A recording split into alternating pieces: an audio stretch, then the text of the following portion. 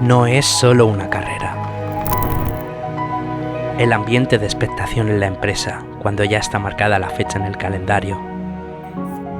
No es solo una carrera. Las charlas diarias con tus compañeros y compañeras imaginando el día de la prueba. No es solo una carrera.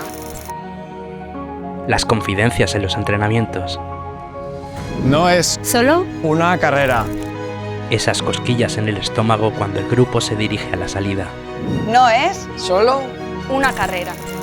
La emoción de las primeras zancadas en compañía de los tuyos. ¡Vamos, vamos! Sentir el apoyo cuando te falta el aliento. Vivir una experiencia de superación compartida. ¿Aceptas el desafío? no te lo puedes perder. ¡Nos vemos el 5 de mayo! ¡Te esperamos!